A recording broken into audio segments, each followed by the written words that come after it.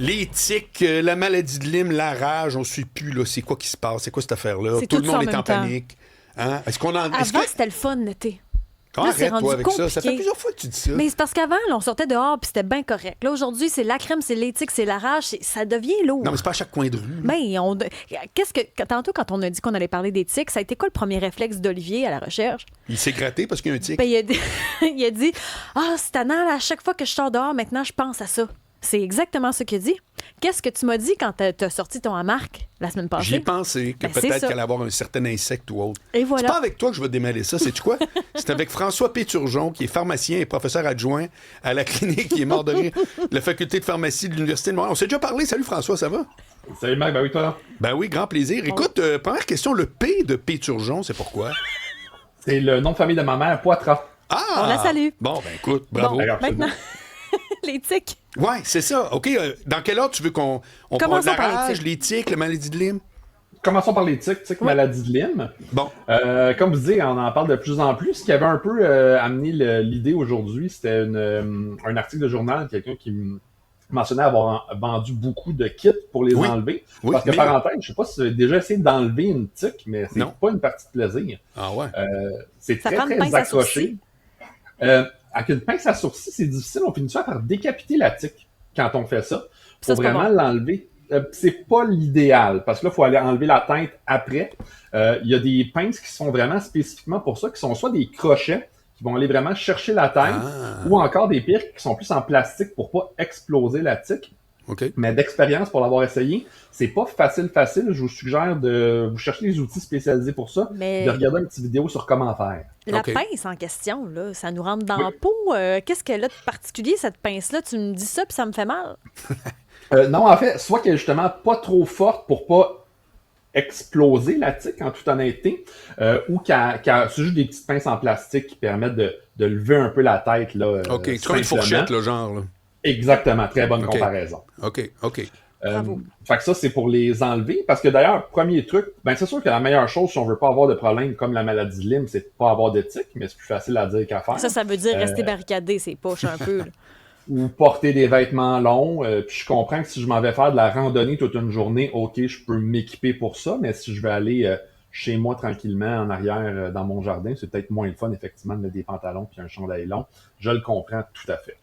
Mais dans ce que vous mentionnez, là, la trousse de tiques, là, la dame qui a vendu plus de 1000 trousses en quelques heures à peine, qu'est-ce que ça prend? Qu'est-ce qu'on pourrait avoir pour être correct à la maison, outre les pinces dont vous nous parlez, là, qui extirpent la tique comme il faut? Honnêtement, pas grand-chose d'autre. Donc, les pinces pour l'enlever, si on en a. Le reste, c'est de la prévention. Porter des vêtements longs. Puis surtout, aussi se regarder. Parce que normalement, si on parle de la maladie de Lyme, par exemple, spécifiquement, un des facteurs de risque pour avoir la maladie de Lyme, c'est avoir une tique qui est présente plus de 24 heures.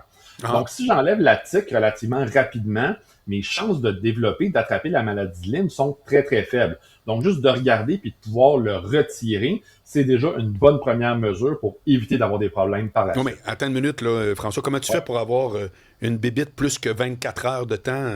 Mais c'est petit Tu le quand même. sens, ça, quand ça arrive? Je peux pas croire, non?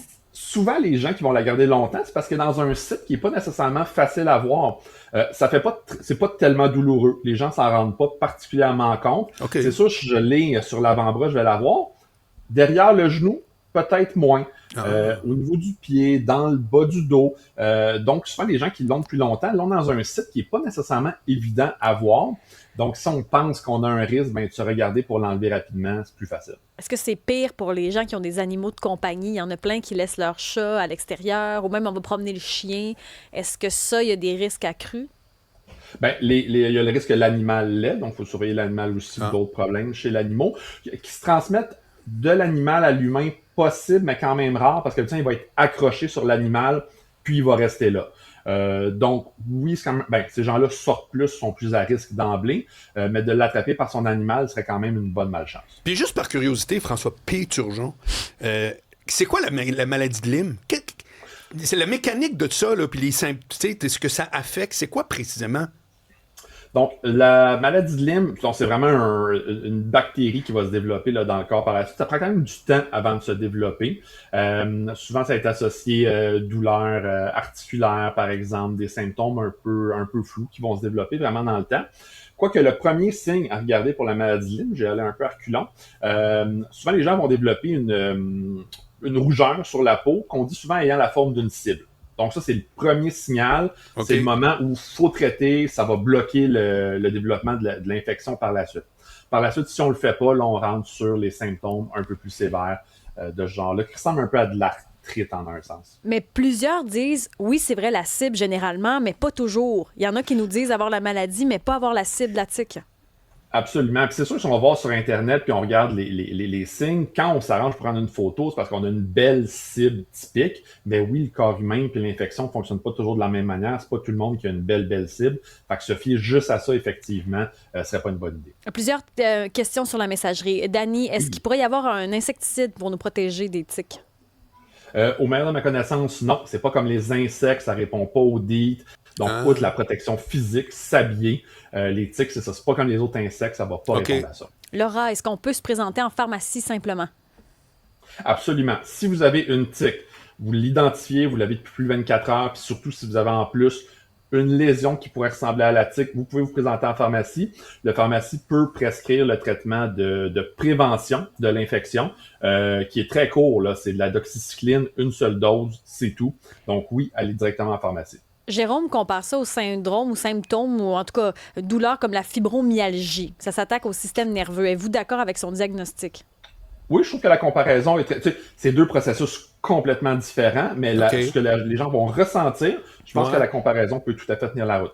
Est-ce qu'on capote? Est-ce que c'est parce qu'on en parle vraiment beaucoup ou vraiment les tiques sont de plus en plus présentes ou c'est juste qu'on en parle tellement dans l'actualité que ça nous gratte puis on capote un peu pour rien? Sont quand même réellement de plus en plus présentes. Si on regarde il y a quelques années, les tiques qui étaient considérées à risque pour la maladie de Lyme au Québec, c'était au sud du fleuve Saint-Laurent seulement.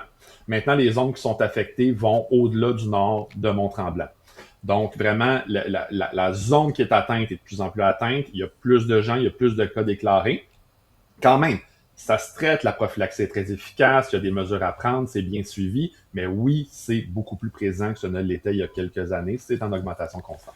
François P. Turgeon, d'autres sujets dans l'actualité qui inquiètent les gens. Moi, le premier, là, la rage, là, ça, on en parle, mais à un moment donné, on dirait que ça se règle jamais. Puis là, le chat a vu le raton a mordu le chat. C'est le deuxième chat, au fait, qui est infecté par la rage. Ça fait qu'on comprend quoi de ça? On comprend que c'est de plus en plus présent. C'est les ratons laveurs, surtout, qui sont le nouveau vecteur. Si on remonte à il y a quelques années, si on parlait de rage, l'animal qui allait beaucoup ressortir, c'était plus la chauve-souris. Puis bon, la chauve-souris, il faut quand même aller la chercher pour la trouver en un sens. Ouais. Mais c'était ça qui le contaminait. Là, d'avoir des ratons laveurs qui viennent chez nous, qui des fois, justement, voient nos animaux domestiques, on est rendu de plus en plus près de l'humain. Puis ce qui est très, je vais utiliser le mot agaçant avec la rage, c'est que chez l'humain, chez les animaux aussi d'ailleurs, une fois que c'est développé à proprement parler, c'est essentiellement mortel dans 100% des cas.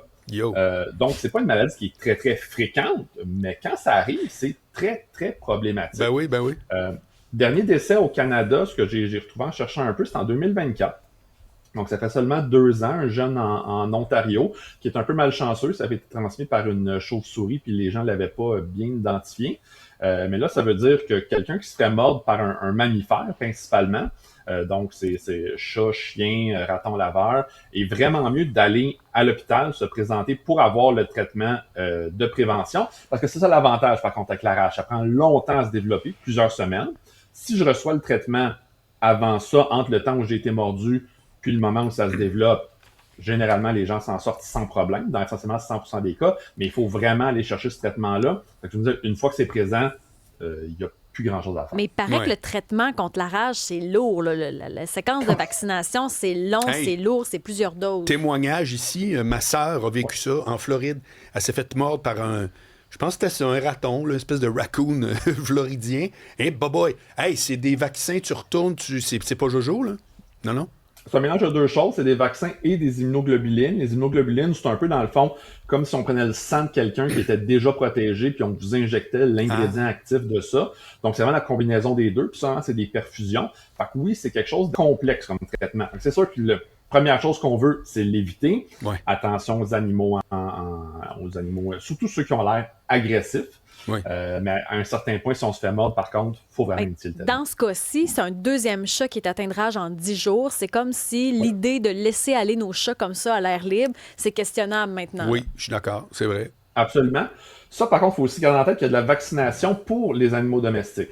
Donc, il y a de la vaccination, je pense que c'est 2 doses au départ, il y a un rappel tous les 1 à 3 ans, c'est moins mon champ d'expertise, mais c'est sûr que de vacciner ces animaux domestiques s'ils sortent à l'extérieur serait une bonne mesure de prévention, autant pour les animaux domestiques, puis pour que le chat, évidemment, ne transmette pas à l'humain. Oui. Mais il semblerait que il y a des produits qui sont lancés dans la forêt chaque année par le ministère, justement, des espèces de vaccins, justement, Récemment, d'animaux. ça a eu lieu, d'ailleurs. Puis chaque année, il y a ça, là. Oui, absolument. Ça cible spécifiquement les ratons laveurs cette année. Ça doit certainement contribuer à le réduire, mais pas suffisant pour arrêter la propagation pour l'instant. François Péturgeon, pharmacien, professeur adjoint à la clinique faculté de pharmacie de l'Université de Montréal. On se reparle jeudi. Absolument, avec plaisir. Salut. Salut, hein? Bye.